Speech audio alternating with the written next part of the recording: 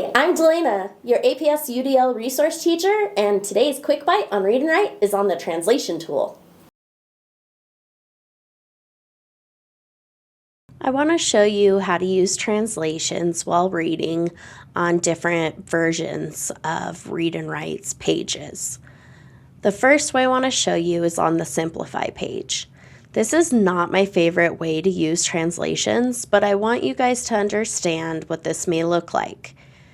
To turn on translations within Simplify, I'm going to go ahead and click on the A with the Chinese character above it. If you hover, it does say Translate. I'm going to click down here and you can see my translator has appeared onto the side. It's asking me what to translate. So yes, this is written in English and I want it translated to Spanish, or if I click down, I have 30 other languages I could select from. I'm going to leave it on Spanish for now. I'm going to show you what this looks like. In order to utilize this on top of Simplify, you simply need to highlight the part of the text you would like to have translated and let go. When you do this, you can see in my translator box, it's been translated over here. Personally, I don't like how this looks.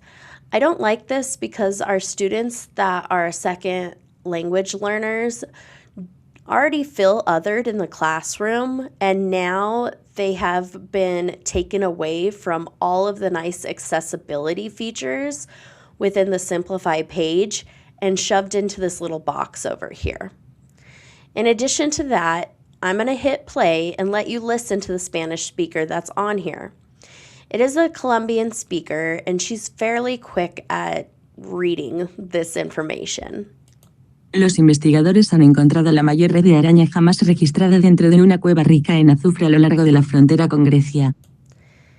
This would be fine if my student was also a Colombian speaker.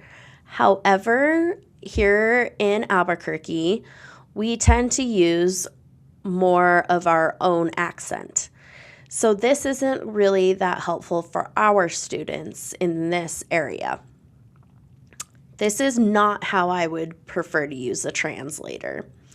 What I would suggest you do is actually go back to the top where it has your simplified version and go to your original web page.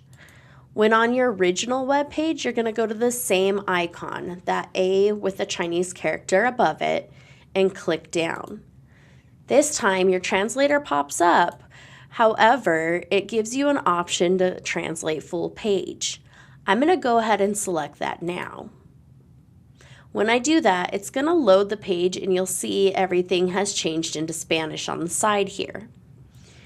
This is great because now the article looks exactly as it was in Spanish. The problem with it here is that if I go ahead and I highlight that first sentence and have it read to me, I still get that reader that is quick. Los investigadores han encontrado la mayor red de araña jamás registrada dentro de una cueva rica. It doesn't allow me to choose the voice I would like it to have when reading in Spanish, so I don't get the accent I might need. To make this a better option, I suggest from this page, after translating it into Spanish, as I have done here, to go back to the top, find your Simplify icon, that tornado with an arrow pointing down, click down here, and have it open the article simplified in Spanish already for you. It'll always take a moment to load, but once it does, the student gets all of their accessibility features within that Simplify toolbar. Here you could see, here's my article, all written in Spanish. I could go ahead, simplify further if I need to, do all my customizations, change my font, so forth. So I'm able to do the same UDL features as others. But now I could come in here, I could highlight that first sentence, and I could hit play with whatever voice I have. This is where you might want to realize what voice you have selected already before you hit play. For example, right now I have the voice Jessica. Jessica speaking Spanish doesn't sound quite right, but it is a good time. So if you would like some giggles, here's Jessica speaking Spanish for us. Los investigadores han encontrado la mayor red de arañamas registrada dentro de una cueva rica en azufre a lo largo de la frontera con Grecia. As you could tell, it sounds like an English speaker trying to speak Spanish. That's not fluent for many actual Spanish-speaking students. What we want to do from this point is go up to the top right-hand corner where the three dots are and click down to go to Settings. In Settings, you're going to want to go on the left down to Speech. Under Speech, you're clicking down on the name and you're going to search the voice. All you need to do to search is type in the language that you want it translated into to find a matching voice. Here you could see all the different Spanish voices we have in Read and Write. The one that sounds most like the Spanish we use here in Albuquerque is the Mexican voice Juan, so I'm going to select his name now. Here I could also speed up how fast he talks or slow him down if needed. Some feedback I have been given is that he's a little fast, but he's much better than the Colombian speaker. I'm going to go ahead and exit out from here. I'm going to highlight a sentence where I'd like it to begin reading from, and I'm going to let you listen to Juan reading in Spanish. Este notable descubrimiento fue revelado por el biólogo Istvanurak y su equipo el 17 de octubre de 2025. Un grupo de la Sociedad Espeleológica Checa, una organización dedicada al estudio y exploración de cuevas, tropezó por primera vez en el sitio en 2022.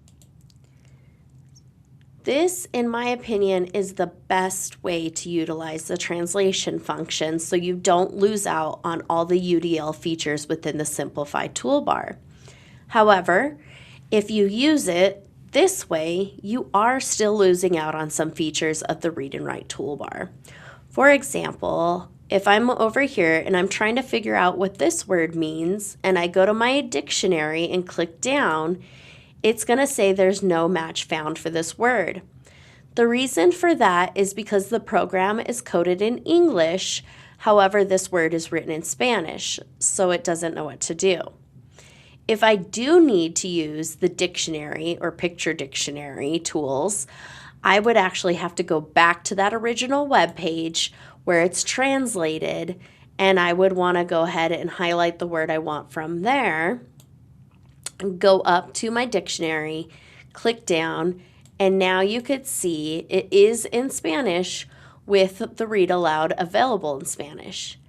Again, it's going to read with that Colombian Spanish speaker no matter what I do. So this might be a wall or a challenge that we need to climb. However, there's multiple ways to get it to do the functions. It's just a matter of toggling and understanding where to select those features. I hope this helps you understand how to use translations for reading within Read and Write. Thanks for watching. To learn more about UDL resources, click subscribe.